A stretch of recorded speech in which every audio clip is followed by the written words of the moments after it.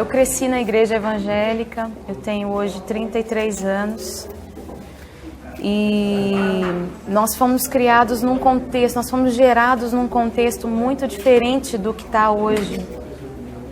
Na minha época não existia a palavra, a gente não usava a palavra show na minha época. E eu me lembro dos cultos que a gente tinha há alguns anos atrás. E não existiam celebridades nesses cultos. Não tinha, as pessoas não tinham interesse em tirar fotos, enfim, em olhar para pessoas propriamente dito, porque a presença de Deus era uma coisa tão palpável, tão tremenda, tão grandiosa, que as pessoas mergulhavam na presença de Deus e bebiam da presença de Jesus de uma forma muito profunda. Muitas pessoas se lembram daquela época e se lembram com saudades da época em que a igreja mergulhava na presença do Senhor, em que a presença de Deus fluía de uma forma tremenda. E hoje em dia as pessoas são muito ligadas no visual, né? São muito ligadas naquilo que elas veem, ouvem, muitas vezes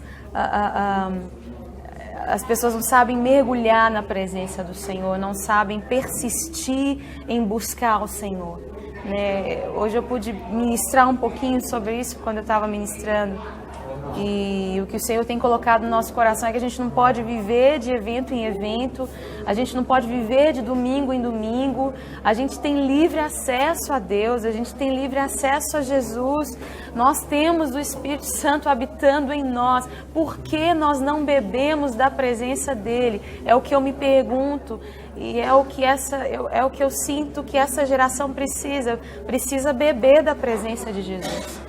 Por que nós não temos o que dar?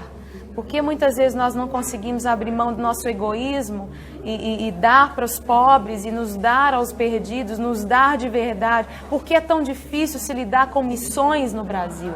Por quê? Porque a igreja brasileira precisa reaprender a beber da presença de Jesus, a beber da glória de Deus, porque a glória de Deus é puro amor. E quando nós bebemos da glória e da presença de Deus, nós amamos, é normal, é natural, flui naturalmente. E eu creio que a gente precisa voltar a essa essência, voltar a esse tempo onde a gente ama Jesus mais do que a gente ama a música, mais do que a gente ama os ministros. A gente quer Jesus mais do que quer tirar foto com o cara que veio ministrar. Eu creio que precisamos voltar a esse tempo. Eu tenho fome disso, tenho sede disso.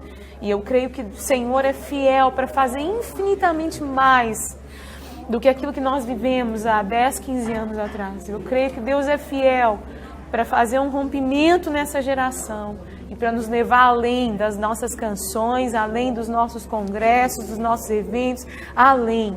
É isso que Deus tem para nós.